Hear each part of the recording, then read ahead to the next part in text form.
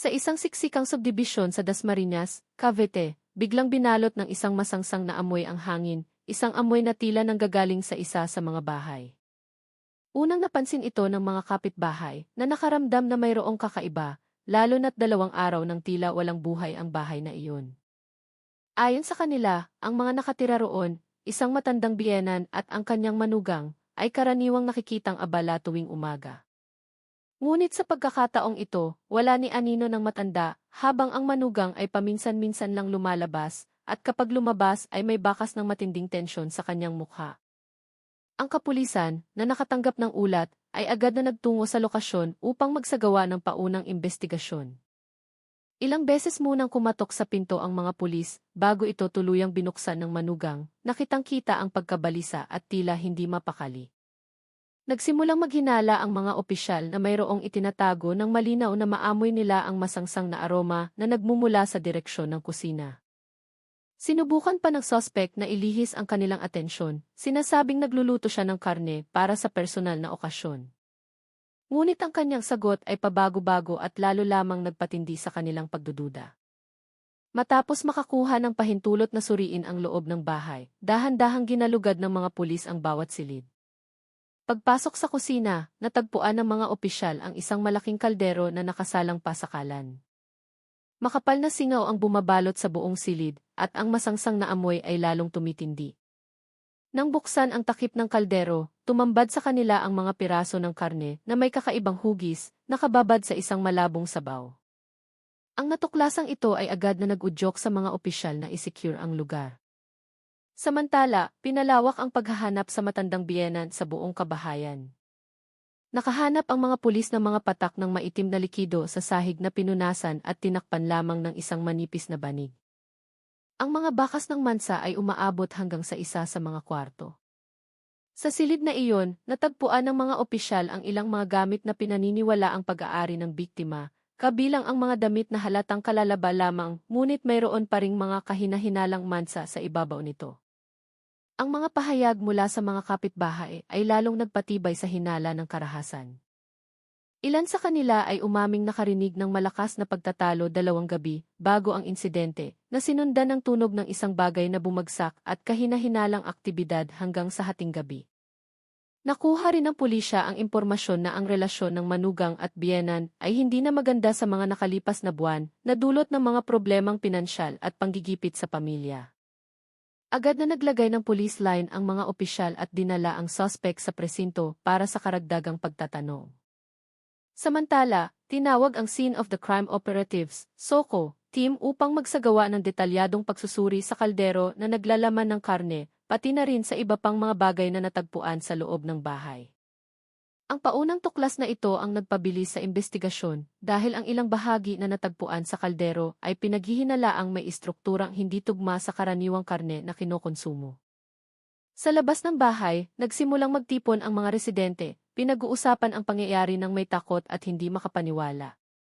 Marami ang umaming hindi nila inaasahan na ang bahay na dati mukhang tahimik ay nagtatago pala ng isang karumal-dumal na pangyayari. Pinakalma ng mga pulis ang mga tao habang sinisecure ang lugar at tiniyak na ang lahat ng development sa kaso ay ipapaalam matapos ang opisyal na pagsusuri. Matapos matagpuan ang kaldero na naglalaman ng kahina-hinalang mga piraso ng karne, agad na pinalawak ng pulisya ang kanilang pagsisiyasat sa pamamagitan ng pagkuha sa lahat ng gamit sa kusina bilang ebidensya. Sa gitna ng proseso, napansin ng isang opisyal ang isang itim na plastic bag na nakasiksik sa likod ng lalagyan ng mga pampalasa. Ang supot ay mamasa-masa at naglalabas ng matapang at hindi pangkaraniwang amoy. Nang buksan ito, natagpuan ng mga pulis ang isang tumpok ng maputlang organikong materyal na may malambot na tekstura na mahirap matukoy sa unang tingin. Ang pagkakatuklas na ito ay lalo pang nagpatindi sa tensyon sa lugar, na nag-udyok sa SOCO team na bilisan ang pag-secure at pagdodokumento ng mga ebidensya. Samantala, ang suspect na si Maris, na na-secure na, ay mukhang tuliro at nagbibigay ng pabago-bagong sagot sa bawat tanong. Sa kanyang hindi matatag na emosyonal na kalagayan, iginiit niyang naglilinis lamang siya ng bahay nang walang malinaw na paliwanag. Patuloy na kumakalap ng impormasyon ang mga pulis mula sa iba't ibang anggulo, habang sinusubukan ng mga investigador na buuin muli ang posibleng kronolohiya ng mga pangyayari batay sa mga obserbasyon sa lugar. Sa sala, natuklasan ng pulisya ang mga marka ng pagkakaladkad sa sahig at isang sofa na bahagyang nausog mula sa normal nitong posisyon. Tila may mabigat na bagay na kinaladkad sa lugar na iyon. Sa likod na silid, natagpuan ng mga opisyal ang isang tumpok ng mga damit na basa pa, na parang minadaling labhan. Kabilang sa mga damit na iyon ay isang kumot at isang manipis na tela na bahagyang kumupas ang kulay dahil sa tila mabilis na paglilinis. Sa sahig ng banyo, may mga bakas pa ng panlinis na sabon na maihalong kulay kapeng likido na dumadaloy patungo sa drain. Ang mga maliliit na detalyeng tulad nito ay nagpatibay sa hinala na ang lugar ay dumaan sa isang serye ng pagtatangkang linisin ang mga bakas ng krimen. Hindi nagtagal, natuklasan ng SOCO team ang isang bagay na lalong nagpatibay sa hinala ng isang malubhang krimen. Sa pinakamababang estante sa kusina ay nakatago ang isang malaking kutsilyo na may mga tuyong mansa. Kahit na kumupas na ang kulay, ang istruktura ng mansa ay nagpapakita pa rin ang pagkakaroon ng organikong likido na dumikit dito. Sa tabi nito ay natagpuan ang isang sangkalan na mailamat sa gitna, na para bang tinamaan ng malakas na puwersa o labis na diin. Ang mga gamit na ito ang naging sentro ng karagdagang pagsusuri upang matiyak kung ano talaga ang nangyari sa silid na iyon. Ang mga residenteng nagkukumpulan sa labas ng bahay ay nagsimulang mag-usap-usap, inaalala ang mga maliliit na pag-uusap at pangyayari na dati nilang itinuturing na normal. Naalala ng isang kapitbahay na minsan ay nagreklamo ang biktima, si Aling Elena, tungkol sa panggigipit ng kanyang manugang na si Marites, kaugnay ng problema sa pera ng pamilya. 3 araw bago ang insidente, isa pang saksi ang umaming nakita niya si Maritz na naglilipat ng ilang gamit mula sa bahay, patungo sa isang motorsiklo ng nagmamadali. Kahit na tila normal lang ito sa simula, ang mga lumalabas na katotohanan ay nagpapakita na ang lahat ng pangyayaring iyon ay may kaugnayan. Lalong dumami ang tao sa paligid ng bahay nang magdagdag ang pulisya ng mga harang at maglagay ng karagdagang ilaw upang mapadali ang investigasyon na umabot hanggang gabi. Bawat bagong tuklas ay agad na kinukunan ng litrato, sinusukat at inilalagay sa mga espesyal na lalagyan.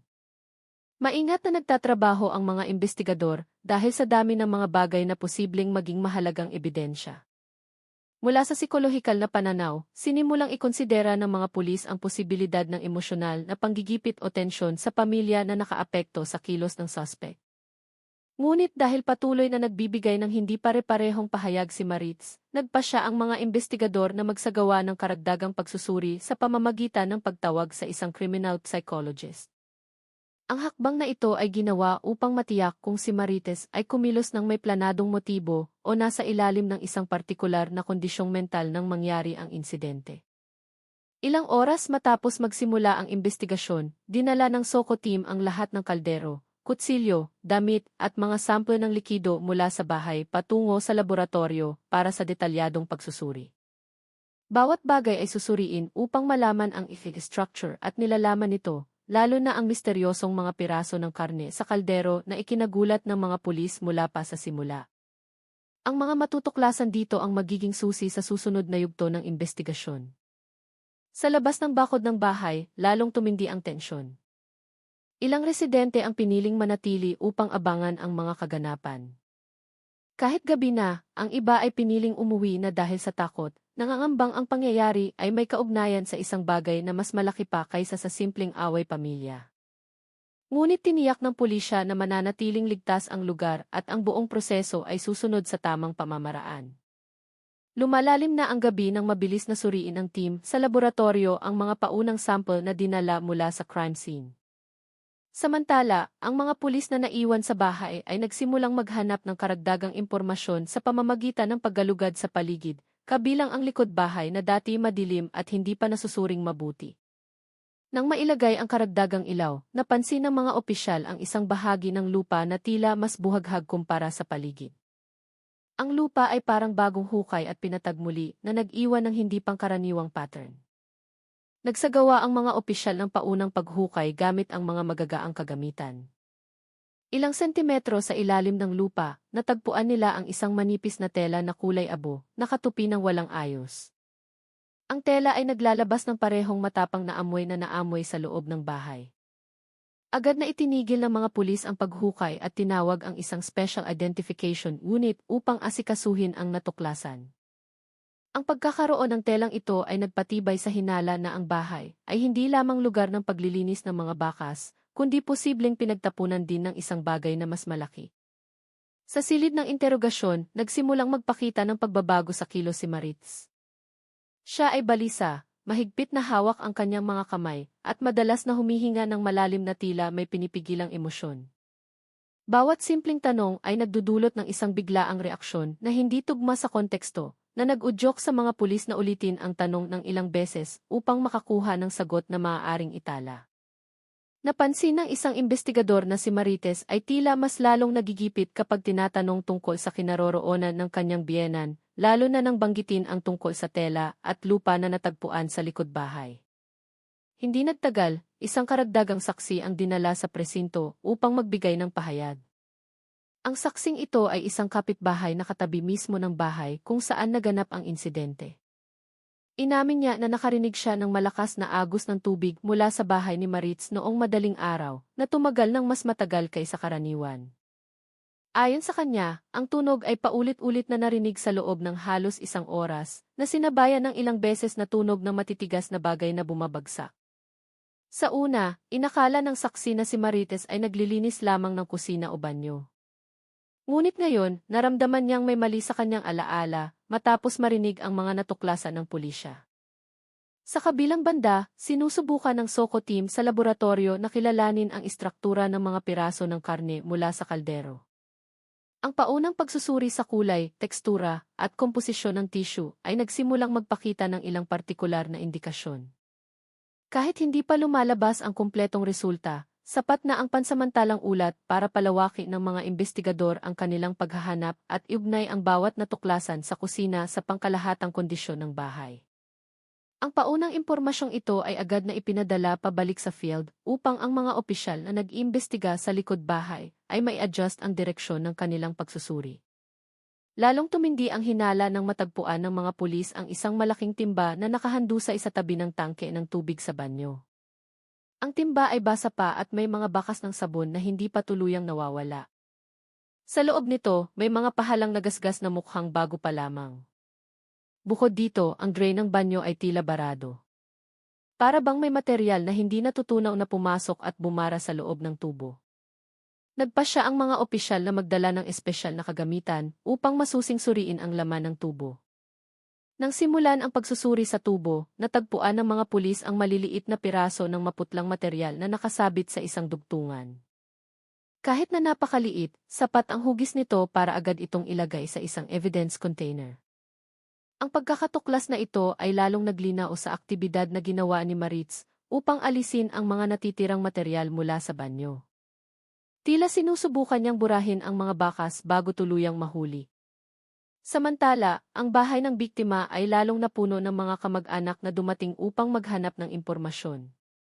Sila ay tila nasasaktan at hindi makapaniwala na ang isang napakabigat na insidente ay maaaring mangyari. Ibinigay ng pamilya ang mga lumang voice recording at text messages sa pagitan ng biktima at ilang kamag-anak na nagtala ng mga maliliit na alitan na madalas lumitaw sa pagitan ng biktima at ni Maritz. Kahit na ang mga alitang iyon ay tila karaniwan sa simula, inamin ng pamilya na ang tensyon sa pagitan nila ay lalong tumitindi kamakailan. Sa labas ng police line, pinapanatili ng mga otoridad ang ligtas na distansya upang hindi maabala ng mga nanonood na residente ang proseso. Ang mga spotlight ay nanatiling nakabukas hanggang sa pagbubukang liwayway na nagpapahiwatig na ang investigasyon ay malayo pa sa pagtatapos. Bawat bagong tuklas na inilalabas mula sa bahay ay laging nagdudulot ng mga bagong bulong-bulungan sa mga nagkukumpulang tao. Nagtatanungan sila kung ano talaga ang nangyari sa loob ng bahay na iyon. Habang pinapanatili ng mga opisyal ang pagiging kumpidensyal ng mga detalye ng investigasyon ayon sa pamamaraan. Ang aktibidad ng mga investigador ay pansamantalang huminto nang magbigay ng karagdagang ulat ang SOCO team. Kahit hindi pa pinal, sapat na ang ulat upang gumawa ng bagong hakbang ang mga investigador na magbubukas daan para sa malaking development sa susunod na yugto. Nagsisimula ng mamuti ang silangan sa Dasmariñas nang bumalik ang Soco team sa lokasyon dala ang ilang karagdagang kagamitan. Agad silang idinirekta sa likod bahay, kung saan natagpuan ang buhaghag na lupa. Sa natural na liwanag, mas malinaw na nakita ang hugis ng lupa na nagpapakita ng isang hindi pangkaraniwang paglubog sa gitnang bahagi. Dahan-dahang naghukay ang team, tinitiyak na hindi masisira ang anumang istrukturang maaaring nasa ilalim ng lupa. Bawat patong na nabubuksan ay naglalabas ng bahagyang amoy na lalong tumitindi, na nag-udyok sa mga opisyal na pansamantalang huminto upang magsuot ng karagdagang proteksyon na maskara. Ilang patong sa ilalim, natagpuan nila ang isa pang piraso ng mas makapal na tela, tulad ng isang uri ng sako o proteksyon na balot. Ang sako ay basa ngunit kumupas na ang kulay. Maingat itong inyahon at agad na inilagay sa isang double-layered evidence bag. Ang pagkakatuklas na ito ay nagpataas ng kanilang alerto dahil sa likod ng sako ay may tumpok ng lupa na mas malambot ang tekstura kumpara sa paligid, na para bang may tinatakpang mas malaking bagay. Samantala, sa loob ng bahay, ipinagpatuloy ng pulisya ang pagsisiyasat sa sala. Natagpuan ng mga opisyal ang maliliit na mansa na halos hindi nakikita sa ilalim na bahagi ng sofa, nakatago sa isang siwang na mahirap abutin. Ang mansa ay kinaskas gamit ang isang espesyal na tool para sa karagdagang pagsusuri. Hindi kalayuan sa sofa, natagpuan din ang mga hibla ng tela na sumabit sa paa ng mesa, na pinaghihinalaang nagmula sa damit na marahas na naikiskis. Ang mga bagay na ito ay nagbibigay ng senyales na posibleng nagkaroon ng pagtatalo sa lugar na iyon bago ito lumipat sa ibang silid. Sa presinto, si Marites ay nanatiling hindi matatag. Nang ipakita ng investigador ang larawan ng hinukay na lupa, agad siyang natahimik, yumuko, at mahigpit na hinawakan ang kanyang mga kamay. Ang pagbabago sa kanyang ekspresyon ay maingat na pinagmasdan ng dalawang investigador at isang psychologist na kasama nila. Itinala nila na nagpapakita si Maritz ng emosyonal na pagtanggi. Sa tuwing tatanungin tungkol sa kanyang huling ugnayan sa biyenan, paulit-ulit siyang humihinga ng malalim, na para bang sinusubukang pigilan ang isang bagay na gusto niyang sabihin, ngunit napipigilan ng matinding psikolohikal na presyon. Sa kabilang banda, muling nakatuklas ng bago ang Soco team na nag-iinspeksyon sa banyo.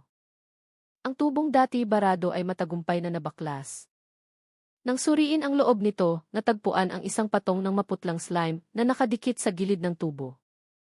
Bukod dito, may mga maliliit na piraso na ang hugis ay hindi tugma sa karaniwang mga gamit sa bahay. Agad na kinolekta ang mga piraso at dinala sa laboratorio para sa masusing pagsusuri. Ang pagkakatuklas na ito ay lalong nagpatibay sa hinala na ang banyo ay naging isa sa mga pangunahing lugar sa pagtatangka ni Maritz na linisin ang mga bakas. Sa laboratorio, ang paunang pagsusuri sa mga piraso ng karne sa kaldero ay nagsimulang magbigay ng paunang ideya tungkol sa istruktura nito. Kahit na ang kumpletong resulta ay nasa proseso pa, iniulat ng forensic technician sa investigador na mayroong mga partikular na katangian na hindi karaniwan sa karne na kinokonsumo. Ang ulat na ito ay agad na nag-udyok sa pulisya na bumalik sa lokasyon upang tiyakin na walang silid na nakaligtaan sa paghahanap ng ebidensya. Sa labas ng bahay, patuloy pa ring dumarating ang mga residente kahit umaga na. Ang ilan ay may dalang maliliit na tala, itinatala ang mga aktibidad ng pulisya, at inihahambing ito sa kanilang mga alaala tungkol sa mga pangyayari noong nakaraang gabi.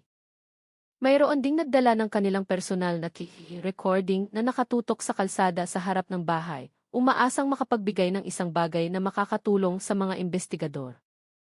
Ipinakita ng recording ang kahina-hinalang aktibidad noong gabi ng insidente, kabilang ang isang figura na si Maritz, na tila pabalik-balik sa labas ng bahay na maisuot na damit na iba sa karaniwan. Habang naghihintay ng karagdagang resulta mula sa Soco team, sinimulan na ring suriin ng pulisya ang listahan ng mga text message at tawag sa telepono mula sa cellphone ni Maritz. Sa listahan, natagpuan ang ilang komunikasyon na naputol ng ilang beses sa nakaraang linggo. Ilang mensahe ang nagpapakita ng mahabang pagtatalo sa pagitan ni Marites at ng biktima tungkol sa mga usaping pambahay na hindi kailanman nalutas. Ang biglaang pagkaputol ng komunikasyon isang araw bago ang insidente ay naging partikular na atensyon ng investigador dahil maaari itong maging paunang pahiwatig sa pinagmulan ng alitan. Habang nagpapatuloy ang investigasyon, ang team sa likod bahay ay tuluyang umabot sa mas malalim na patong at natagpuan ang isang matigas na materyal na natatakpan ng manipis na lupa. Dahan-dahan itong nilinis ng mga opisyal na naglantad sa mga piraso ng bagay na may kakaibang hugis. Huminto sila, minarkahan ang lokasyon at tinawag ang pinuno ng team para sa susunod na desisyon. Inutusan ng lahat ng opisyal na panatilihing steril ang lugar dahil ang anumang matatagpuan sa ilalim ng lupa ay posibleng magbukas ng bagong yugto ng investigasyon. Ang tensyon sa likod bahay na iyon ay lalong tumahimik nang suriin ng SOCO team ang mga piraso ng matigas na bagay na lumitaw mula sa ilalim ng lupa. Ang mga piraso ay mukhang kupas at may hindi simetriko na hugis. Kahit hindi pa matukoy kung ano ito, napansin ng mga opisyal na ang material ay hindi karaniwang gamit sa bahay. Ginamit nila ang maliliit na brush at espesyal na pang-angat upang tiyakin na hindi masisira ang bagay bago ito dalhin sa laboratorio. Nang mas malinis pa ang lupa, nakita ang ilang karagdagang hugis na nakabaon pa rin sa paligid ng parehong lokasyon. Tila mga piraso mula sa isang malaking istruktura na nabasag. Kasabay nito, natuklasan ng mga opisyal sa sala ang isang bagay na nakaligtaan sa naunang pagsisiyasat. Sa ilalim mismo ng isang kahoy na aparador malapit sa bintana, may isang maliit na siwang na nakita lamang nang pumasok ang liwanag ng araw mula sa gilid. Sinuri ng opisyal ang siwang gamit ang isang maliit na flashlight at natagpuan ang isang piraso ng basang tela na nakatupi ng manipis. Ang tela ay tila sa pilitang isiniksik sa siwang. Nang kunin ito, ang mga hibla sa dulo ng tela ay nagpapakita ng mga bakas ng malakas na paghila na nagpapahiwatig ng posibleng matinding pisikal na aktibidad na naganap sa silid na iyon. Samantala, sa presinto, si Marites ay lalong mukhang dehado matapos ang ilang oras na walang tigil na interogasyon. Hindi na siya sumusubok na tumanggi o maglihis ng usapan, sa halip ay pinipili niyang manahimik at yumuko sa tuwing binabanggit ng investigador ang salitang likod bahay o pikaldero. Napansin ng psychologist na kasama niya ang mga senyales ng tumitinding mental na presyon.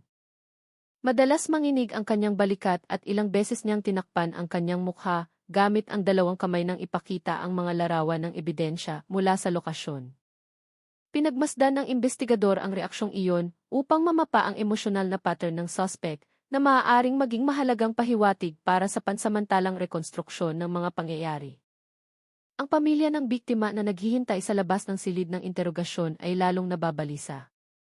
Umaasa silang makakuha ng kalinawan sa pagkawala ng kanilang ina na hindi makontak sa loob ng 2 araw. Mula sa pamilya, nakakuha ang pulisya ng karagdagang impormasyon tungkol sa kalusugan ng biktima, kanyang pang-araw-araw na gawain, at maliliit na tala tungkol sa relasyon ng biktima at ni Marites sa mga nakaraang buwan. Kahit ayaw nilang maghinala, napansin ng pamilya ang pagbabago sa ugali ni Maritz na kamakailan ay mas madaling magalit. Sa laboratorio, isinasagawa ng mga opisyal ang karagdagang pagsusuri sa matigas na bagay na natagpuan sa likod bahay. Ginamit nila ang imaging devices upang makita ang internal na istruktura nito. Ayon sa paunang ulat, ang bagay ay mayroong hindi pangkaraniwang fibrous pattern, kaya nagpasya ang team na bilisan ang komprehensibong pagsusuri. Kasabay nito, ang ibang bahagi ng laboratorio ay inaasikaso ang maliliit na piraso mula sa tubo ng banyo, sinusuri ang posibleng koneksyon sa pagitan ng dalawa. Sa crime scene, sinimulang palawakin ng pulisya ang investigasyon sa pamamagitan ng pagsuri sa atik ng bahay. Ang atik na bihirang galawin ay puno ng makapal na alikabo. Ngunit may mga bakas ng maliliit na paa na bago pa lamang at patungo sa kanang sulok. Ang mga bakas ay malinaw dahil manipis pa ang alikabok sa ilang bahagi. Nang masusing suriin ng mga opisyal, natagpuan nila ang isang maliit na transparent na plastic box. Hindi ito nakalock, ngunit ang laman nito ay mas kahina-hinala kaysa sa inaasahan nila. Sa loob nito ay may ilang piraso ng papel na maisulat kamay na tila minadali, ang ilan ay may mga bura at punit. Ang mga sulat ay naglalaman ng maikling tala tungkol sa pang-araw-araw na gawain ng biktima at ni Maritz, kabilang ang isang hindi pangkaraniwang plano tungkol sa isang partikular na schedule sa bahay. Ang mga talang ito ay naging partikular na atensyon ng mga opisyal dahil nagpapakita ito ng isang pattern ng pagpaplano na ginawa ng isang tao sa loob ng maikling panahon. Agad na insecure ng pulisya ang kahon at dinala ang lahat ng laman nito para sa karagdagang pagsusuri ng forensic documentation team. Tumindi ang tensyon ng matagpuan ng mga opisyal sa likod bahay ang isang patong ng lupa na may ibang tekstura kumpara sa ibang lugar. Nang haplusin ang ibabaw nito, nakita ang manipis na mga guhit na kahawig ng mga bakas ng isang malaking bagay na dating nakabaon doon. Agad na itinigil ng team ang trabaho at minarkahan ang lokasyon bilang prioridad. Agad na tinawag ang pinuno ng investigasyon upang magbigay ng susunod na instruksyon. Mula sa posisyon ng mga opisyal na nakapalibot dito, malinaw na anumang nasa ilalim ng lupa ay posibleng maging pinakakrusyal na ebidensya na hindi pa nalalantad mula pa sa simula ng kaso. Ang mga residenteng nagkukumpulan pa rin ay pinagmamasdan ang bawat kilos ng pulisya mula sa likod ng yellow line. Lalong lumakas ang bulungan. Ang ilan ay nagsimulang magpanik habang ang iba ay sinusubukang hulaan kung ano talaga ang natagpuan. Ang nakakakilabot na sitwasyon ay nag-udyok sa mga otoridad na magdagdag ng mga tauhan upang isecure ang perimeter para walang sinumang makalapit ng masyado. Pinahigpitan din ng pulisya ang kontrol sa lokal na media na nagsimulang dumating upang tiyakin na hindi maabala ang investigasyon. Sa gitna ng kaguluhan, isang mahalagang development mula sa laboratorio ang dumating sa pamamagitan ng internal radio communication. Ang mensahe ay nag-udyok sa pinuno ng investigasyon na mabilis na magtungo sa likod bahay upang magbigay ng bagong instruksyon sa digging team. Ang tunog ng radyo sa kamay ng isa sa mga opisyal ay agad na naging dahilan ng pagbabago ng tensyon sa likod bahay ng bahay na iyon. Ang boses mula sa laboratorio ay matigas, humihiling sa field team na agad na itigil ang paghukay at maghintay ng karagdagang instruksyon. Ang pinuno ng investigasyon na kararating lang sa lokasyon ay agad na pinagmasdan ang kondisyon ng lupa na halos kalahating metro ng nahukay. Nagbigay siya ng senya sa SOCO team na maglagay ng karagdagang perimeter sa paligid ng hinukay na lugar, tinitiyak na walang kontaminasyon mula sa hangin, alikabok, o mga yapak ng mga opisyal. Habang inisecure ang lugar, ipinagpatuloy ng ibang opisyal ang pagsisiyasat sa kaliwang bahagi ng bakuran na dati tahimik. Natagpuan nila ang mga bakas ng sapatos na mukhang bago pa lamang at may ibang pattern ng swelas kumpara sa mga sapatos ng mga residente sa paligid. Ang mga bakas na ito ay umaabot hanggang sa likod na bakod na bahagyang natatakpan ng mga halaman. Nang masusing suriin, napansin ng isang opisyal ang isang maliit na piraso ng madilim na tela na sumabit sa alambre ng bakod. Ang tela ay punit at hindi regular, na para bang marahas na hinila habang may isang taong sumusubok na tumawid sa lugar. Sa loob ng bahay, nagpatuloy ang investigasyon sa harap na silid. Natagpuan ng mga opisyal ang mga bakas ng pagkiskis sa dingding na kasintaas ng isang tao. Ang mga bakas ay malabo, ngunit ang hugis nito ay pahaba mula sa gilid ng pinto patungo sa isang malaking aparador.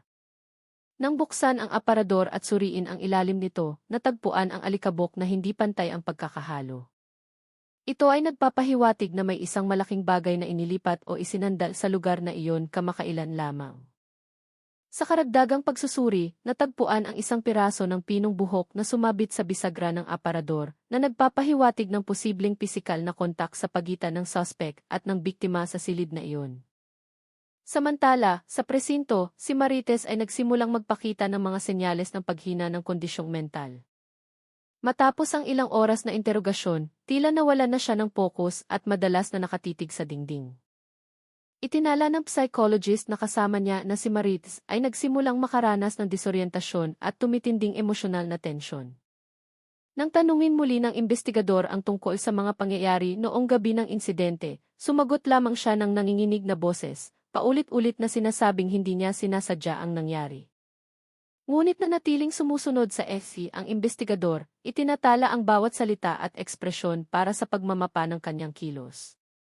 Sa labas ng bahay, lalong dumami ang mga residente matapos marinig na may natagpo ang kahina-hinalang bagay sa ilalim ng lupa. Ang ilan ay nagsimulang tumawag sa kanilang mga kamag-anak upang ibalita ang kasalukuyang sitwasyon. Nagdagdag ng mga tauhan ang pulisya dahil sa pangambang ang lumalaking bilang ng mga tao ay maaaring makaabala sa integridad ng investigasyon. Dumating na rin ang lokal na media, sinusubukang kumuha ng mga larawan mula sa likod ng police line kahit na nagbigay na ng babala ang mga opisyal na panatilihin ang distansya. Sa laboratorio, ang karagdagang pagsusuri sa mga piraso na natagpuan sa kaldero ay nagbunga ng paunang impormasyon na napakahalaga. Kahit hindi pa inilalabas ang detalyadong resulta, ipinabatid ng forensic technician na ang istruktura ng tissue na sinuri ay nagpapakita ng pagkakatulad sa organikong tissue ng tao. Ang impormasyong ito ay pansamantala pa lamang, ngunit sapat na mahalaga upang magpatupad ng maximum security ang pinuno ng investigasyon sa crime scene at pabilisin ang pagsusuri sa lahat ng iba pang natuklasan. Nang bumalik ang team sa likod bahay na may bagong instruksyon, nagsimula silang maghukay sa pattern ng manipis na guhit na natagpuan kanina. Sa dahan-dahang paggalaw, bawat patong ng lupa ay iniaangat gamit ang mga tuol na idinisenyo upang hindi masira ang bagay sa ilalim. Matapos ang ilang minutong maingat na pagtatrabaho, nagsimulang makita ang isang hindi pangkaraniwang pakurbang hugis. Ito ay pahaba at natatakpan ng lupa na mas mamasa-masa kumpara sa paligid. Agad na huminto sa pagtatrabaho ang mga opisyal at tinawag ang pinuno ng investigasyon upang i-verify kung maaaring ipagpatuloy ang paghukay. Sa maingat na pagmamasid, nagbigay ng go signal ang pinuno habang inuutusan na ilagay ang mga documentation camera mula sa iba't ibang anggulo. Inutusan ng lahat ng opisyal na magsuot ng dobleng guwantes at high-level protective masks. Nang bahagyang iangat pa ang lupa, lalong lumitaw ang hugis ng bagay na nagdulot ng bulungan mula sa ilang mga batang opisyal na unang beses pa lamang humawak ng kaso na may ganito kalaking tuklas. Sa kabilang banda, ipinakita ng pagsusuri sa cellphone ni Maritz ang isang voice recording na sa una ay tila walang laman. Ngunit nang lakasan ang volume, narinig ang isang malabong tunog na parang mabilis na mga hakbang at pagbagsak ng isang bagay. Ang recording ay naganap noong gabi, ilang oras bago iulat ng mga kapitbahay ang masangsang na amoy. Sinisikap ngayon ng investigador na suriin ang bawat segundo ng recording, sinusubukang itugma ito sa pansamantalang kronolohiya na nabuo mula sa investigasyon sa field. Umabot sa sukdulan ang tensyon nang biglang sumigaw ng mahina ang isa sa mga opisyal sa likod bahay, hinihiling sa buong team na huminto sa paggalaw. Ipinakita ng susunod na patong ng lupa ang isang bahagi ng istruktura na dati nilang pinaghihinalaan. Lumapit ang pinuno ng investigasyon habang ang lahat ng kamera ay handang i-record ang bawat segundo ng development. Agad na isinara ng mahigpit ang lugar. Walang sinumang pinayagang mag-alis pa ng lupa ng walang kumpletong pamamaraan. Ang pagkakatuklas na iyon ang naging kritikal na punto na nagpatibay sa paunang hinala ng investigador na ang likod bahay ay nagtatago ng isang bagay na napakahalaga sa timeline ng mga pangyayari. Ang tensyon sa likod bahay ng bahay na iyon ay lalong tumindi nang ang bahagi ng istrukturang nakabaon sa lupa ay nagsimulang maging mas malinaw. Ang mga opisyal ay nakatayo sa paligid ng hinukay na lugar ng may buong pag-iingat. Ang amoy ng mamasa-masang lupa ay kumalat na nagpapahiwatig na ang bagay ay matagal nang nasa lugar na iyon. Inilawan ng SOCO team ang lugar gamit ang karagdagang spotlight upang mas malinaw na makita ang mga detalye ng hugis. Ang pakurbang hugis na pahaba ay nagpapakita ngayon ng isang makinis na ibabaw na may maliliit na uka, na tila bahagi ng organikong material na matagal nang naipit sa ilalim ng lupa. Samantala, ipinagpatuloy ng ibang pulis ang pagsisiyasat sa paligid ng likod na bakod. Sa likod ng makapal na mga halaman, natagpuan ng mga opisyal ang iba pang bakas na hindi nakita noong gabi. Ang mga bakas ay kahawig ng pagkakaladkad ng isang mabigat na bagay na bumuo ng isang mahabang linya na halos 1 metro ang haba. Ang linyang ito ay gumagalaw mula sa gilid ng bahay patungo sa lugar kung saan isinagawa ang paghukay. Ang pagkakatuklas na ito ay nagbigay ng malakas na indikasyon na ang bagay na nakabaon sa lupa ay posibleng inilipat mula sa loob ng bahay patungo sa likod bahay sa loob ng maikling panahon bago takpan ang mga bakas.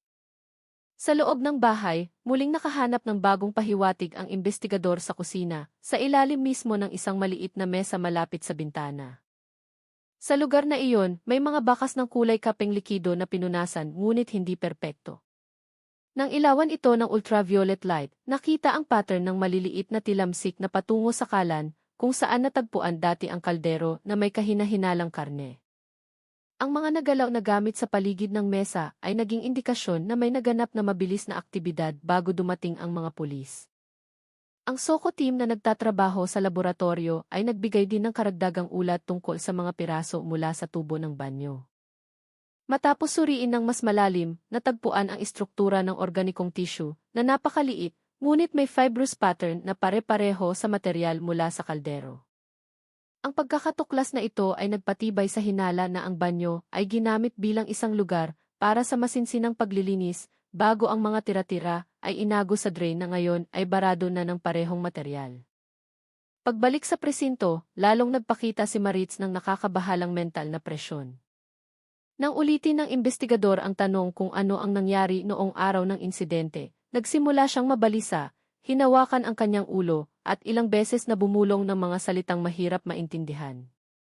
Itinala ng criminal psychologist na si Maritz ay nagsimulang pumasok sa isang halos hindi matatag na psikolohikal na estado, na nagbibigay ng hamon sa investigador na makakuha ng pare-parehong pahayag. Nang ipakita ang larawan ng bahagi ng bagay na natagpuan sa lupa, bigla niyang iniiwas ang kanyang mukha at tumangging tingnan ito. Sa labas ng bahay, lalong dumami ang mga residente. Ang amoy ng kawalan ng katiyakan ay bumalot sa hangin, na nag-udyok sa maraming tao na magbulungan at magtanong kung ano talaga ang nangyari sa loob ng bahay na tila tahimik noong isang araw. Patuloy na binantayan ng pulisya ang perimeter upang walang sinumang residente ang sumubok na lumapit, lalo na matapos ang ilang mahahalagang tuklas na nagpahirap sa investigasyon. Ang ilan sa mga residente ay umiiyak na dahil sa takot na ang kaso ay may kinalaman sa isang bagay na mas malala pa kaysa sa paunang hinala. Sa laboratorio, ang pagsusuri sa matigas na materyal na natagpuan sa likod bahay ay umabot sa isang kritikal na punto. Ipinakita ng three-dimensional scan ang isang pattern na hindi matatagpuan sa mga inorganic na bagay. Ang mga pinong hibla na nakadikit sa ibabaw nito ay nagpatibay sa hinala na ang bagay ay hindi nagmula sa mga kagamitan o kasangkapan sa bahay. Ang impormasyong ito ay agad na ipinadala sa pinuno ng investigasyon na nasa lokasyon pa rin upang ipaalam sa buong team. Nang ipagpatuloy ang paghukay, ang lupa na tumatakip sa ilalim na bahagi ng istruktura ay lalong numipis. Inangat ng mga opisyal ang bawat patong ng may matinding pag-iingat, tinitiyak na walang bahaging masisira. Dahan-dahan ngunit tiyak, nagsimulang makita ang buong hugis ng bagay. Sa isang gilid, nakita ang isang uka na kahawig ng isang organikong hugis na may pakurbang gilid. Ang opisyal na nakakita nito ay agad na huminto sa paggalaw at nagbigay ng senyas sa iba na umatras ng kalahating hakbang habang naghihintay ng instruksyon mula sa pinuno. Lumapit ang pinuno ng investigasyon habang pinagmamasdan ang bawat detalye. Inutusan niya ang documentation camera na palakihin ang focus sa lugar na tila nakausli. Itinutok ang spotlight ng direkta sa ibabaw nito na nag-alis sa mga anino sa paligid. Pinigil ng mga opisyal ang kanilang hininga nang ang hugis ng bagay ay nagsimulang tumukoy sa isang anyo na mula pa sa simula ay iniiwasan nilang matagpuan. Kasabay nito, natuklasan ng investigador na sumusuri sa key recording mula sa isa sa mga kapitbahay ang isang napakahalagang bagay. Ipinakita ng recording noong gabi ng insidente ang silweta ni Maritz na lumalabas ng bahay, habang may dalang isang mahabang bagay na binalot sa makapal na tela. Ang kanyang kilos ay tila nagmamadali at patuloy siyang lumingon sa kanan at kaliwa na parabang tinitiyak na walang nakakakita. Ang recording ay tumagal lamang ng ilang segundo, ngunit sapat na upang magbigay ng bagong larawan sa investigador tungkol sa aktibidad bago isagawa ang paghukay. Nang tuluyang makita ng malinaw ang bahagi ng bagay na nakabaon sa lupa, lahat ng opisyal ay natigilan. Biglang tumahimik ang paligid, tanging ang tunog lamang ng paghinga mula sa likod ng kanilang mga maskara ang naririnig. Ang pagkakatuklas na iyon ang naging kritikal na punto para sa investigasyon na nagbukas ng isang bagong landas na magdadala sa kaso sa isang mas malaki at mas sensitibong yugto. Ang kapaligiran sa likod bahay ay biglang nagbago nang ang hugis ng bagay na nakabaon ay tuluyang lumitaw. Ang mga spotlight ay itinutok mula sa iba't ibang anggulo na nagpatingkad sa bawat maliit na uka sa ibabaw ng istruktura. Ang mga opisyal na dati may hawak na mga gamit sa paghukay ay dahan-dahang ibinaba ang mga ito, tinitiyak na hindi na nila gagalawin ang lupa sa paligid ng natuklasan ng walang direktang utos. May isang makapal na tensyon na bumalot sa hangin, na para bang ang buong kapaligiran sa paligid ng bahay ay nagpipigil ng hininga, naghihintay sa kung ano ang malalantad. Samantala, muling nagsagawa ng karagdagang pagsisiyasat ang mga opisyal sa harap na bahagi ng bahay, sa silid na itinuturing na pinakabihirang gamitin.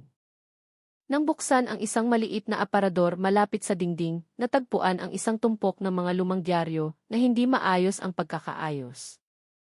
Sa pagitan ng mga dyaryo ay may isang maliit na transparent na supot na tila mailaman dati, ngunit ngayon ay mayroon na lamang malabong mansa sa loob. Nang suriin ito gamit ang ultraviolet light, ipinakita ng mansa ang isang hindi simetriko na pattern ng tilamsik, posibleng mula sa organikong likido na tumulo at mabilis na pinunasan. Sa lugar ng kama, natagpuan ng mga opisyal ang isang maliit na siwang sa ilalim ng kutson na tumatakip sa isang bahagi ng tabla. Nang bahagyang buksan ang tabla, nakita ang isang mahabang madilim na tela na hindi maayos ang pagkakatupi. Ang tela ay may ibang tekstura kumpara sa tela sa siwang ng aparador kanina, mas makapal at mas mamasa-masa. Nang ilatag ang tela sa sahig, ang ilang dulo nito ay punit at may mga maliliit na piraso na nakadikit pa sa ibabaw. Agad itong inilagay ng opisyal sa isang evidence bag matapos ang mabilis na dokumentasyon. Sa presinto, patuloy na sinusubukan ng investigador na buuin ang mga piraso ng impormasyon na kanilang nakuha. Ang key recording mula sa kapitbahay ay nagbigay ng mahalagang larawan tungkol sa aktibidad ni Maritz bago ang gabi ng insidente. Ngunit kailangan pa rin ng investigador na itugma ang recording sa pattern ng bagay na natagpuan sa lupa upang matiyak ang malinaw na koneksyon sa pagitan ng dalawang pangyayari. Muling nagsagawa ng maikling ebalwasyon ang criminal psychologist kay Maritz. Ang kanyang kondisyong mental ay lalong humina. Nagsimula siyang magsalita ng walang direksyon at sa ilang pagkakataon ay tila iniiwasan ang eye contact kahit na hindi nagtatanong ang investigador. Sa laboratorio, ang paunang resulta ng pagsusuri sa istruktura ng matigas na bagay na natagpuan sa likod bahay ay nagpakita ng isang napakapresisong fibrous pattern. Nang palakihin gamit ang high-intensity microscope, ipinakita ng mga hibla ang isang istruktura na kahawig ng biological tissue, ngunit may komposisyon na tila nagbago dahil sa temperatura o partikular na presyon. Ipinaalam ng forensic technician na ang pagbabagong iyon ay hindi nangyari ng natural, kundi sa pamamagitan ng isang proseso na may kasamang mekanikal na presyon o init mula sa isang partikular na pinagmulan. Ang impormasyong ito ay agad na ipinadala sa lokasyon ng investigasyon upang gabayan ang mga susunod na hakbang sa field. Pagbalik sa likod bahay, sinimulan ng SOCO team ang kumpletong pagmamapa sa bagay na natagpuan. Pinalibutan nila ito ng isang laser scanner upang i-record ang three-dimensional na istruktura nito ng buo. Habang isinasagawa ang pagmamapa, mahigpit na binantayan ng ibang opisyal ang perimeter, upang walang anumang panginginig na makaabala sa istruktura ng lupa sa paligid. Ang hugis ng bagay ay mas malinaw na ngayon, mahaba, pakurba, na may mga gilid na nagpapakita ng natural na pattern na hindi maipaliwanag ng isang bagay na gawa ng tao. Bawat pulgada ng ibabaw nito ay sinusubaybayan at itinatala ng maingat. Sa kabilang panig ng bahay, natuklasan ng investigador ang isang nakakagulat na bagay sa loob ng isang maliit na drawer sa mesa ng kusina. Sa loob nito ay may dalawang talim ng kutsilyo na magkaiba ang sukat. Ang isa ay mukhang bago, habang ang isa ay may mga magaspang nagasgas sa ibabaw ng talim. Mas kahina-hinala pa, may isang maliit na piraso ng tela na maayos na nakabalot sa likod ng kutsilyo. Nang buksan ang tela, nakita ang mga bakas ng malabong mansa sa gitnang bahagi nito na para bang maihawak na isang bagay na mamasa-masa. Agad na dinala ng opisyal ang lahat ng natuklasang ito sa laboratorio para sa karagdagang pagsusuri. Sa labas ng bahay, lalong dumami ang mga media na sumusubok na kunan ang bawat development. Ngunit pinanatili ng pulisya ang ligtas na distansya, tinitiyak na walang detalye ng investigasyon na lalabas sa publiko bago ang tamang oras. Ang mga residenteng nanonood mula sa malayo ay mukhang balisa. Ang ilan ay dinala pa ang kanilang mga pamilya palayo sa lugar dahil sa takot sa kung ano ang nalalantad. Ang sitwasyong ito ay lalong naglalarawan kung gaano kalaki ang psikolohikal na epekto ng kasong ito sa komunidad. Nang umabot sa huling yugto ang pagsusuri sa likod bahay, inutusan ng pinuno ng investigasyon ang buong team na pansamantalang huminto. Tumanggap siya ng tawag mula sa laboratorio na nag-ulat ng bagong development tungkol sa sample ng tissue mula sa kaldero. Kahit hindi pa inilalabas ang kumpletong ulat, sapat na ang karagdagang impormasyon para muling suriin ng pinuno ng investigasyon ang hugis ng bagay na halos ganap nang nakikita sa ilalim ng lupa. Nang dahan-dahang iangat ang lupa sa huling pagkakataon, ang kumpletong hugis ng bagay ay tuluyang nalantad. Ang mga opisyal ay natigilan. Biglang tumahimik ang paligid. Maging ang paghinga ay napigil sa likod ng kanilang mga maskara. Pinagtibay ng pagkakatuklas na iyon ang direksyon ng imbestigasyon at nagbukas ng isang bagong yugto na maseryoso pa kaysa sa paunang hinala.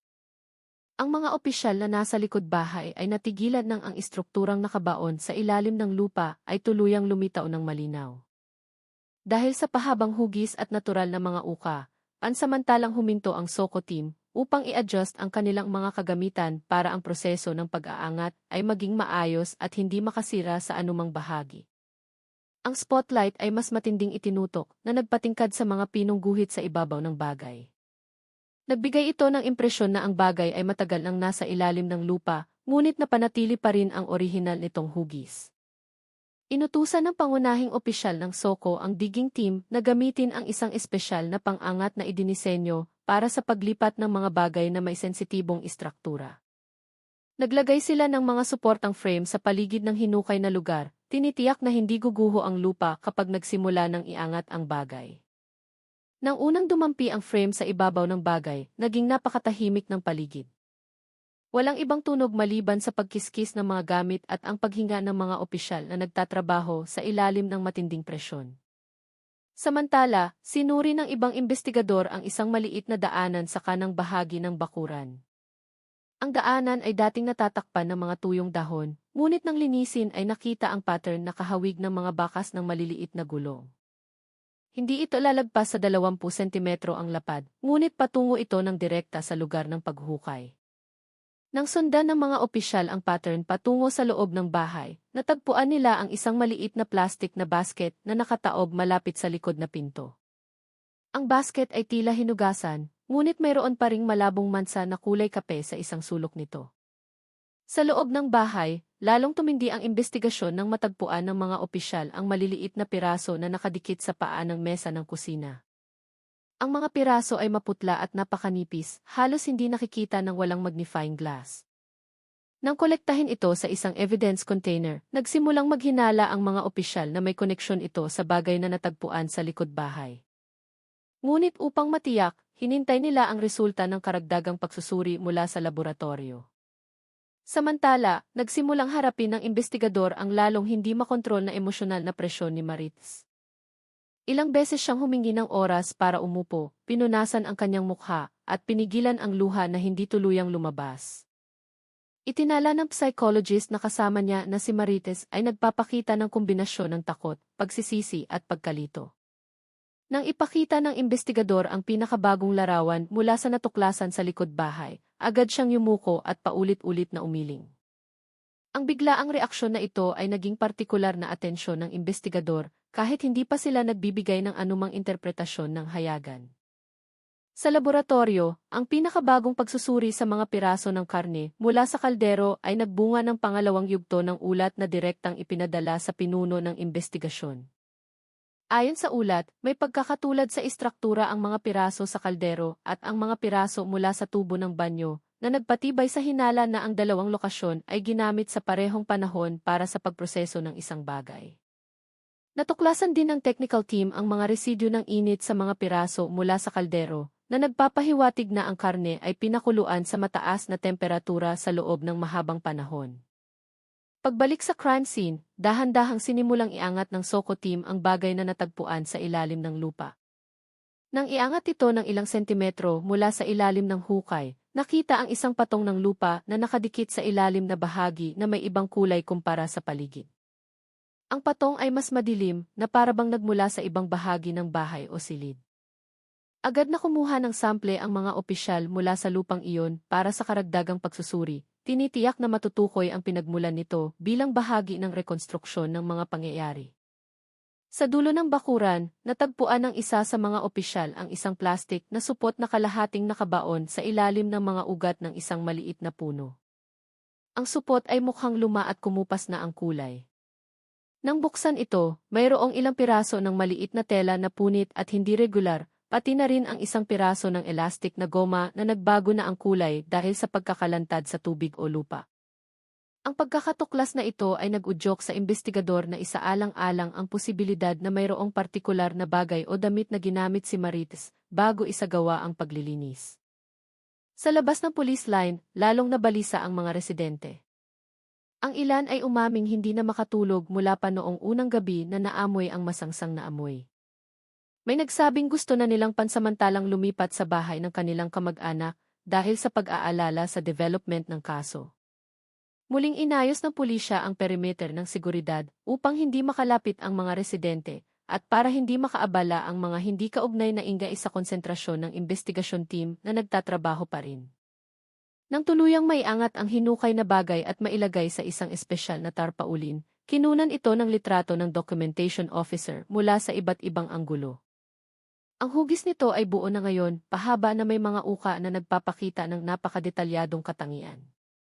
Lahat ng opisyal ay nakatayo mga isang hakbang mula sa bagay, pinapanatili ang steril na espasyo. Walang nagsasalita, walang gumagalaw maliban sa photographer at technical team na kinakailangang humawak dito.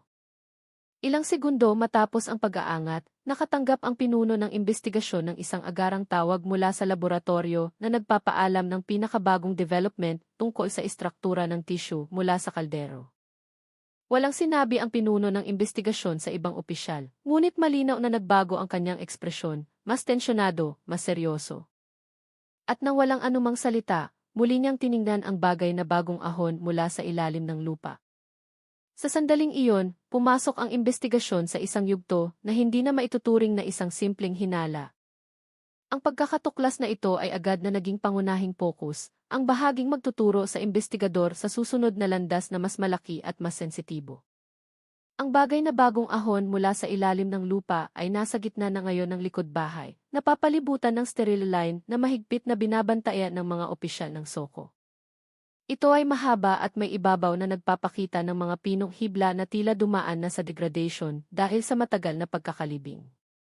Ang liwanag ng araw ng umaga na direktang tumatama sa ibabaw nito ay lalong nagpalinaw sa istruktura. Ang ilang mga batang opisyal ay tila nagpipigil ng hininga na pagtatanto na anuman ang bagay na iyon, ang pagkakaroon nito ay may malaking implikasyon sa direksyon ng investigasyon. Kinuna ng documentation officer ang bawat panig ng bagay gamit ang isang high-resolution na kamera, gamit ang isang tripod at stabilizing device upang walang detalye na makaligtaan. Pagkatapos nito, inilabas ng SOCO team ang isang precision ruler at isang digital measuring tool upang imapa ang bawat uka, bawat patong ng lupa na nakadikit pa, hanggang sa pattern ng kulay na nakikita sa ibabaw. Mabilis silang nagtrabaho, ngunit napakaingat. Tila alam nilang ang isang maliit na pagkakamali ay maaaring makaapekto sa proseso ng rekonstruksyon na isasagawa sa huli. Samantala, ipinagpatuloy ng investigador ang pagsisiyasat sa kusina. Sa ilalim ng kalan, natagpuan ang isang bagong mansa ng sunog. Tila may isang bagay na pinainit sa loob ng mahabang panahon. Bukod dito, may isang maliit na itim na tutong sa ilalim ng kalan na hindi tugma sa karaniwang uri ng pagluluto.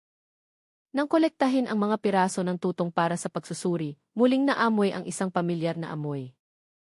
Ang parehong amoy na nagmula sa kaldero, kung saan natagpuan dati ang mga kahina-hinalang piraso ng karne.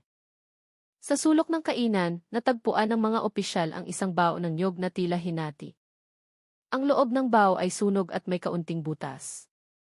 Ang mga itim na piraso na nakadikit sa ibabaw nito ay sinuri ng mabilis at nagpakita ng mga senyales na ang bagay ay nalantad sa matinding init. Itinala ng investigador ang natuklasang iyon, naghihinalang may karagdagang materyal na sinunog kasama ng isang bagay sa loob ng bahay, habang isinasagawa ang proseso ng paglilinis ng mga bakas. Sa labas ng bahay, ang mga bakas ng maliliit na gulong na natagpuan dati sa bakuran ay sinundan pa. Ang mga bakas ay patungo sa isang punto sa isang makitid na eskinita malapit sa bahay ng kapitbahay. Nang suriin ng mga opisyal ang lugar na iyon, natagpuan nila ang mga bakas ng likido na tuyo na sa dingding ng eskinita.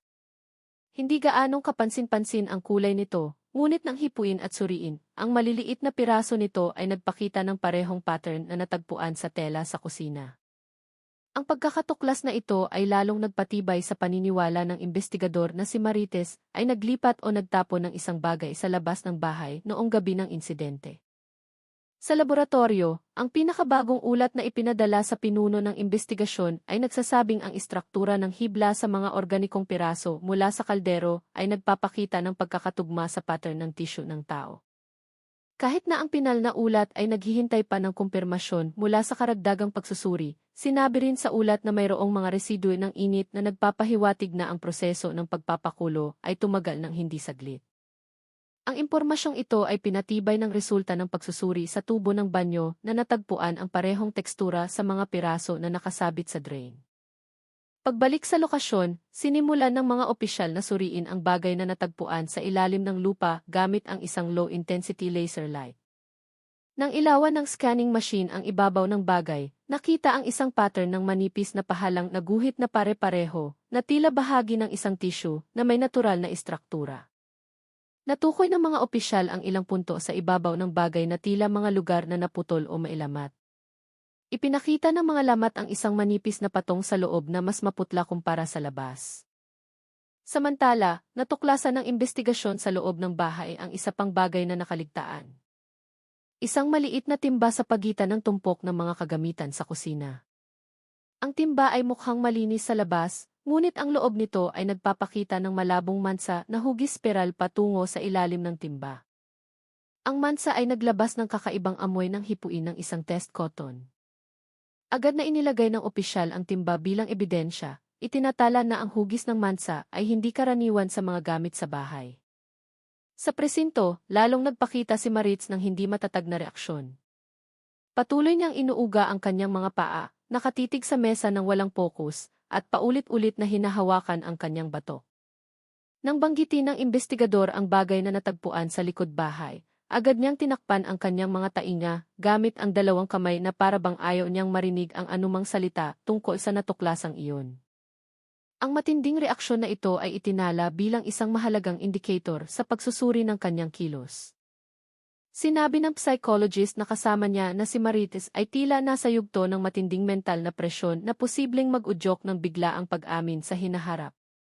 Sa labas ng bakod ng bahay, mabilis na kumalat ang balita tungkol sa bagay na natagpuan sa likod bahay.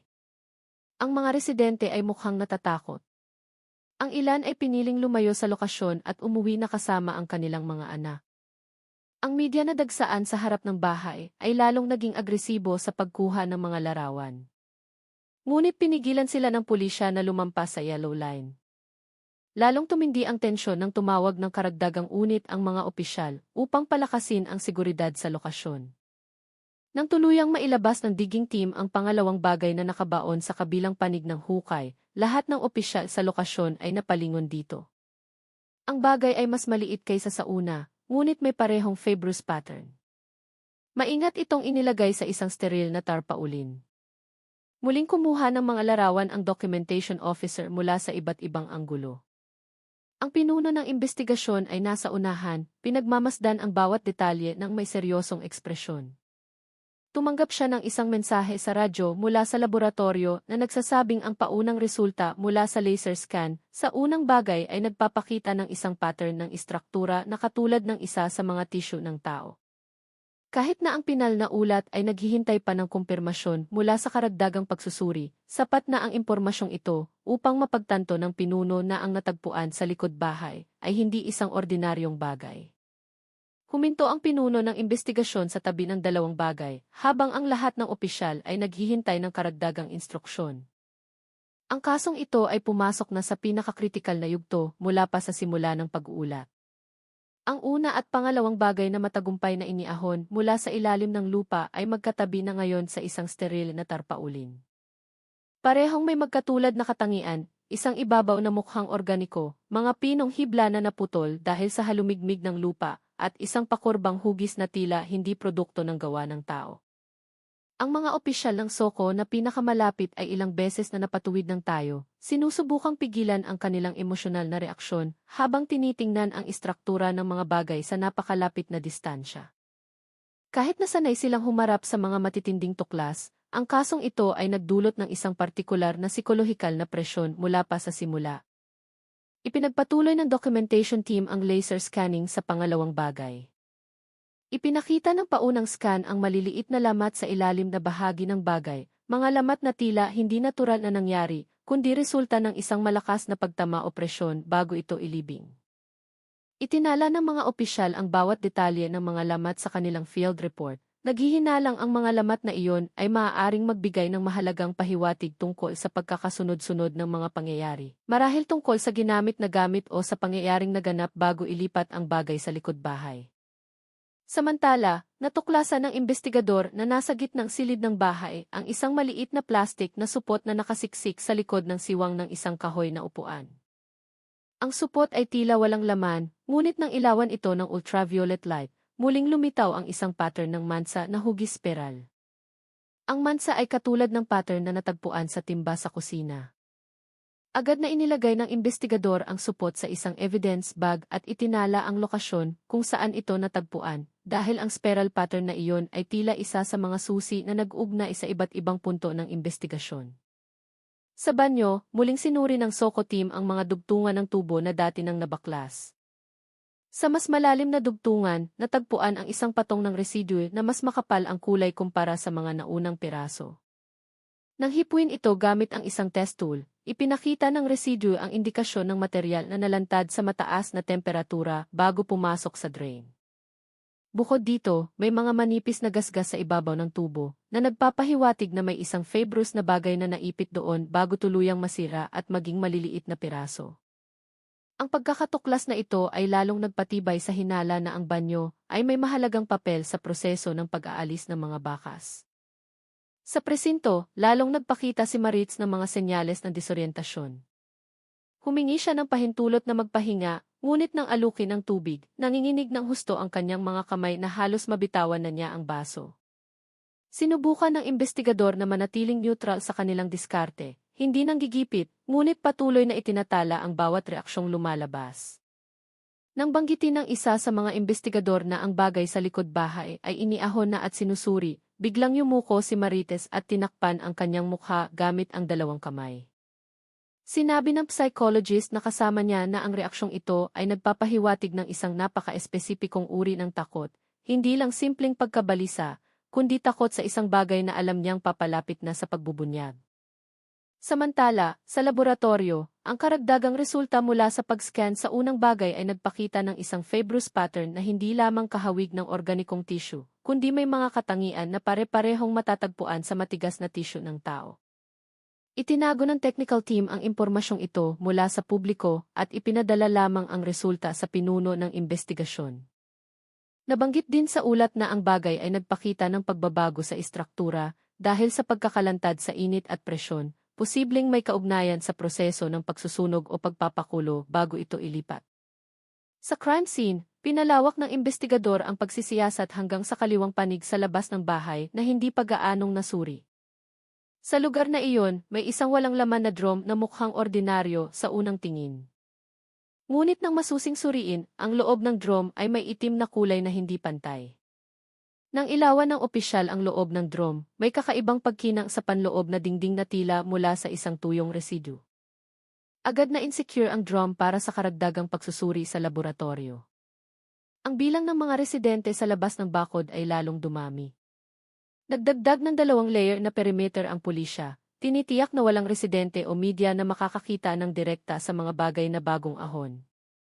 Lalong tumindi ang tensyon at nagsimulang pag-usapan ng mga residente ang iba't ibang posibilidad habang nagpipigil ng hininga sa tuwing nakikita nilang mabilis na gumagalaw ang mga opisyal ng SOCO mula sa bakuran patungo sa kanilang espesyal na sasakyan.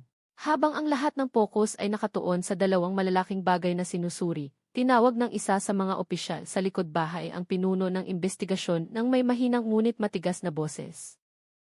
Itinuro niya ang isang maliit na punto sa lupa sa pagitan mismo ng 2 naunang hinukay na lugar. Ang puntong iyon ay tila nagpapakita ng pagkakaiba sa kulay ng lupa na nakikita lamang kapag direktang tinatamaan ng liwanag ng araw. Nang simulang haplusin ng opisyal ang lupa gamit ang isang maliit na brush, isa pang maliit na hugis ang nagsimulang lumitaw, isang piraso na may ibang kulay kumpara sa lupa sa paligid. Maingat na iniahon ang piraso at inilagay sa isang lalagyan na salamin. Nang ilawan mula sa gilid, naglabas ito ng isang malabong kinang na hindi nakita sa mga naunang bagay. Agad na kumuha ng litrato ang documentation officer habang tinitingnan ito ng pinuno ng investigasyon ng may mas seryosong ekspresyon kaysa dati. Ang maliit na piraso, kahit na hindi mas malaki sa dulo ng hinlalaki, ay tila may napakahalagang istruktura, isang elemento na posibleng mag-ugnay sa lahat ng natuklasan mula pa sa simula ng kaso. Ang bagong tuklas na ito ang tuluyang nagdala sa investigasyon sa isang mas kritikal na punto. Bawat piraso ng ebidensya ay nagsisimula ng magkaugnay, at ang direksyon ng kaso ay unti-unting tumutukoy sa isang larawan na mas malaki pa kaysa sa paunang hinala ng mga residente at ng mga otoridad sa unang araw na pumasok ang ulat. Ang maliit na piraso na natagpuan sa pagitan ng dalawang naunang hinukay na lugar ay agad na naging sentro ng atensyon ng buong team sa likod bahay na iyon. Ang sukat nito ay kasing laki lamang ng dulo ng hinlalaki. Ngunit ang istruktura ng ibabaw nito ay tila iba sa ibang mga fragment. Sa ilalim ng sikat ng araw, naglabas ito ng isang malabong kinang na tila isang natural na patong, hindi resulta ng pagputol ng isang gawang tao na bagay. Nang iangat ito ng opisyal ng Soko gamit ang isang espesyal na tweezer, nakita na ang piraso ay may masiksik na fibrous pattern at hindi pantay na mga gilid, na para bang isang bahagi na natanggal dahil sa malakas na puwersa. Agad na hiniling ng pinuno ng investigasyon na pansamantalang itigil ang lahat ng aktibidad. Inutusan niya na dalhin ang piraso sa steril na tarpaulin, kung saan kasalukuyang nakalagay ang dalawang pangunahing bagay mula sa naunang paghuhukay. Kumuha ng mga larawan ang documentation officer mula sa iba't ibang anggulo, itinatala ang hugis, kulay, at tekstura ng piraso bago ito ilagay sa isang selyadong lalagyan na salamin. Ang mga mukha ng mga opisyal ay mukhang tensyonado habang iniaangat ang piraso. Kahit na maliit, ang natural na istruktura nito ay nagpapahiwatig ng posibleng direktang koneksyon sa dalawang malalaking tuklas na dati nang nag-udyok sa isang mabigat na hinala. Sa loob ng bahay, ipinagpatuloy ng investigador ang karagdagang pagsisiyasat upang tiyakin na walang lugar na nakaligtaan. Sa likod ng estante ng kusina, natagpuan ang isang maliit na supot na tela na naipit sa pagitan ng dingding at ng gamit. Ang supot ay mamasa-masa, at nang hipuin gamit ang isang test tool, ipinakita nito ang parehong residue na natagpuan sa timba at plastik na supot kanina. Nang buksan ito, ang manipis na tela sa loob ay tila isang natirang pambalot na ginamit para hawakan ang isang bagay na may mamasa-masang tekstura. Agad na inilagay ng opisyal ang natuklasang ito bilang karagdagang ebidensya. Sa banyo, natagpuan ng Soko team ang ilang mga bagong gasgas na dati natatakpan ng isang tuyong patong ng sabon. Ang mga gasgas ay pahaba mula sa gilid ng tangke ng tubig patungo sa drain. Nang ilawan ito ng ultraviolet light, ang mga gasgas ay mukhang mga bakas ng pagkiskis ng isang fibrous na bagay. Ito ay lalong nagpatibay sa hinala na ang banyo ay ginamit bilang bahagi ng pagtatangkang linisin ang mga natirang materyal bago ang ilan ay itapon sa drain. Samantala, sa presinto, lalong lumala ang kondisyon ni Maritz. Nagsimula siyang umiyak ng hagulgol at nagmakaawang itigil na ang interogasyon. Nang banggitin ng isa sa mga investigador ang pinakabagong tuklas, bigla siyang napaupo sa sahig mula sa kanyang upuan, niyakap ang kanyang mga tuhod, at bumulong ng mga salitang mahirap maintindihan. Itinala ng psychologist na si Marites ay nakakaranas ng napakataas na mental na presyon na karaniwang lumalabas kapag napagtanto ng isang tao na ang serye ng mga ebidensya ay nagsisimula ng tumukoy sa kanyang direktang pagkakasangkot. Sa halos parehong oras, ipinadala ng laboratorio ang karagdagang resulta ng pagsusuri sa dalawang malalaking bagay na iniahon mula sa likod bahay. Ipinakita ng resulta ang isang malakas na pagkakatulad sa pagitan ng istruktura ng hibla sa mga bagay na iyon at sa matigas na tissue ng katawan ng tao. Sinabi ng paunang ulat na ang pattern ng hibla, ang panlabas na patong, at ang proseso ng degradation na naganap ay napaka-consistent sa isang bagay na nalantad sa lupa sa loob ng 2 hanggang 3 araw.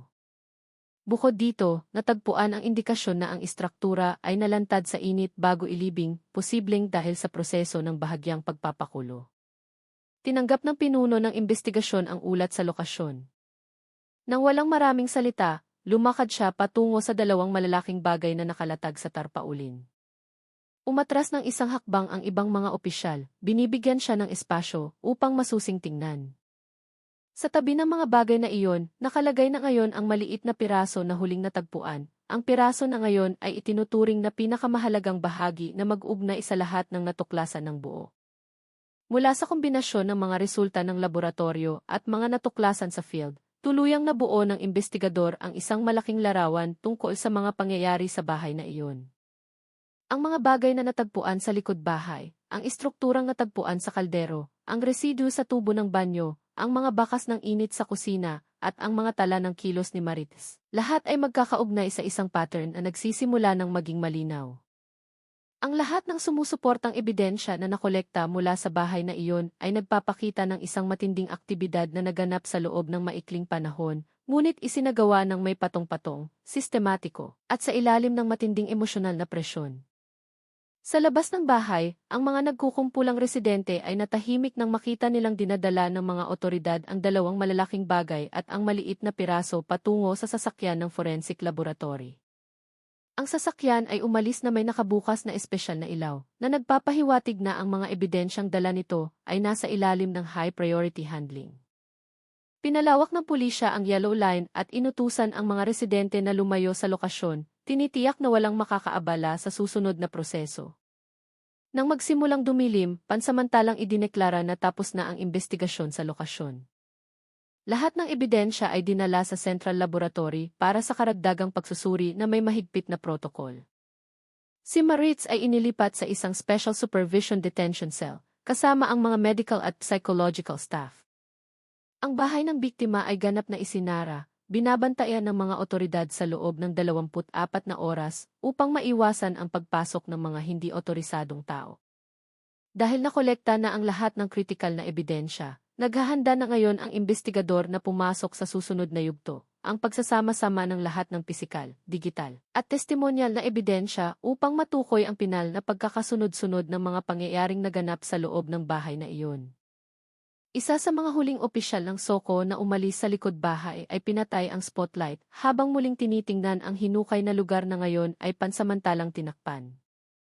Walang ibang tunog maliban sa dahan-dahang mga hakbang ng investigation team na papalabas ng lugar, dala ang serye ng mga ebidensya na magtatakda sa direksyon ng kasong ito. Ang investigasyon sa yugtong ito ay nagtapos na ang lahat ng pangunahing ebidensya ay natagpuan at nasecure, at si Marites ay nasa ilalim ng mahigpit na pangangalaga, na nagpapahiwatig ng pagtatapos ng mahabang yugto na nagsimula mula pa noong unang ulat ng mga residente. Ang kaso sa Dasmariñas na ito ay nagpakita ng isang serye ng mga tuklas na tumutukoy sa hinala ng isang malubhang karahasan sa loob ng isang bahay. Mula sa isang kaldero na naglalaman ng mga kahina-hinalang piraso ng karne hanggang sa pagkakatuklas ng mga organikong istruktura na nakalibing sa likod bahay.